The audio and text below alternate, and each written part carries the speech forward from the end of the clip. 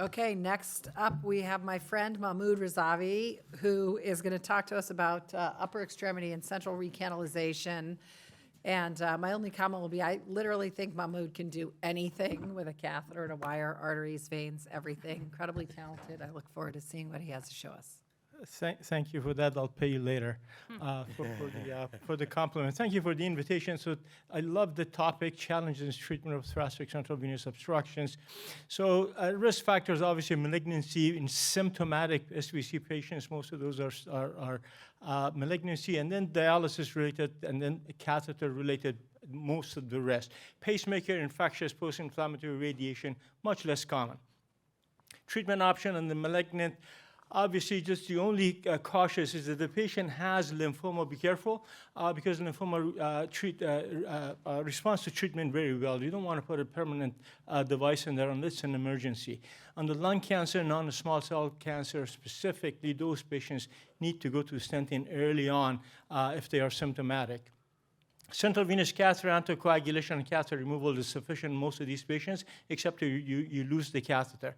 Angioplasty, stent if conservative management fails. Dialysis related is a different world altogether. And we just need hours of discussion on this topic alone. But central lesions generally not caused by AV access malfunctions. Remember that?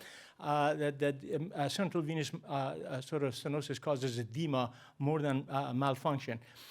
Most of these patients get angioplasty first, and the stent grafts in the case of angioplasty failure. Note that I don't say stent.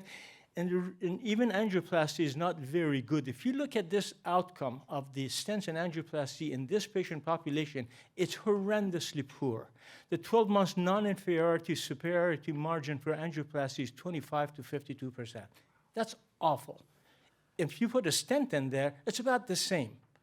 Not much difference. And so will the new generation of stent grafts help that? We'll see. Now, back to the topic of challenges in the treatment of thoracic central venous occlusion. Remember, that should be SVC, not SCV.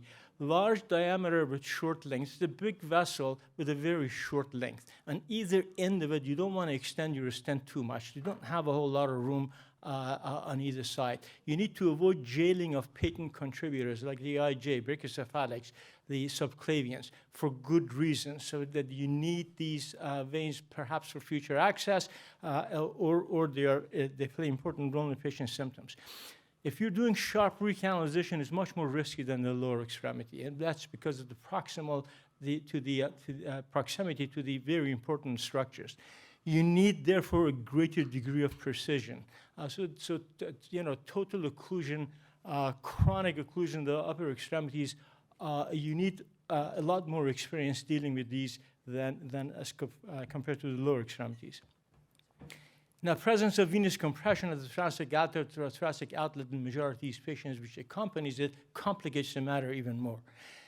On top of all of this, there's lack of disease and location-specific instrumentation. We just recently have come to some venous-specific stents for the lower extremities. Up here, there's even less. I want to demonstrate some of those in the context of this, which is an older case. I don't do it like this anymore.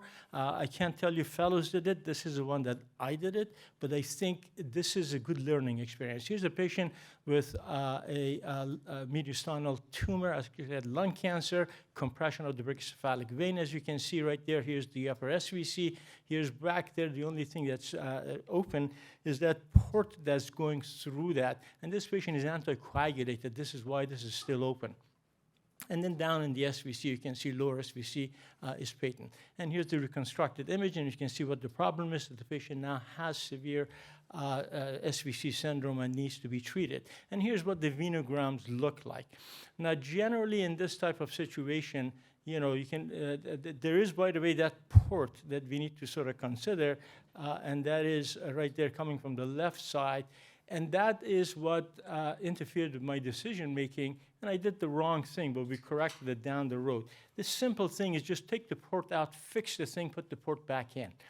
I decided to get fancy and put the port from one side to the other, and so the port was pulled from one side to the right. Now the SVC is open. We can go ahead and stent it down in the SVC, but right now I'm limited to the stent type and the location and the length because of that maneuver.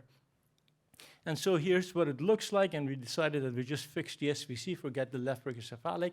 That, by the way, physiologically is sufficient. And these are the dimensions. And at the time that we did this, the number of and types of stents were very limited what we could do up here. And so, configurations, I tell you that my preferred configuration in all these confluences is the one to the left, the kissing stents. But in this case, malignancy, double barrel would be fine.